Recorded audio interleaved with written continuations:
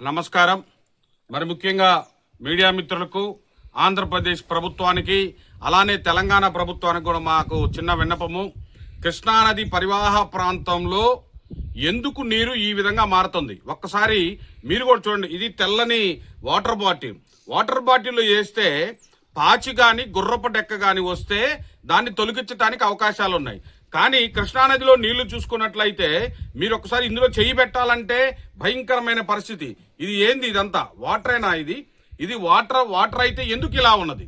దీన్ని కూడా పూర్తిగా ప్రభుత్వం చర్యలు తీసుకోవాల్సిన అవసరం ఉన్నది.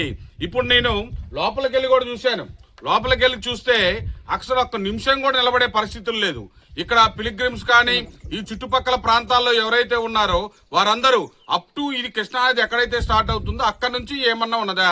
మా ముఖ్య ఉద్దేశం ఇందులో ఏమన్నా కెమికల్కు సంబంధించిన కెమికల్ కంపెనీలు కానీ ఏదైనా అదర్ కంపెనీలు కానీ ఏమన్నా ఈ వాటర్లో కెమికల్ కలిపితే ఎందుకు ఈ విధంగా ఉన్నది? దీని మీద ప్రభుత్వం సత్వరమైన చర్యలు తీసుకోవాలి. మేము డిమాండ్ చేస్తున్నాము. నేచర్ వెల్ఫేర్ కౌన్సిల్ నుంచి, ఆంధ్రప్రదేశ్ శాఖ నుంచి కూడా మేము పూర్తిగా డిమాండ్ చేస్తూ ఉన్నాం.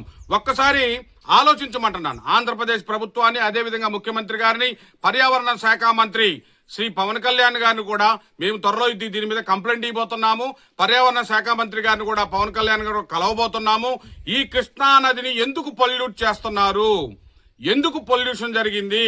ఇది న్యాచురల్ గా జరిగిందా, లేక ఎవరన్నా కెమికల్ పాయిజన్ చేసి ఈ విధంగా చేశారా? ఎందుకు? నీరు చూడండి ఒక్కసారి మీడియా మిత్రులు కూడా ఒకసారి అవగాహన చేసుకోవాల్సిన అవసరం ఉన్నది. నీరు కొంచెం పాచి ఉంటేనే ఒక రకంగా ఉంటది. దీన్ని మనం వాసన చూడటానికి కూడా చాలా రకరకాలైన ఇబ్బందులు ఉన్నాయి.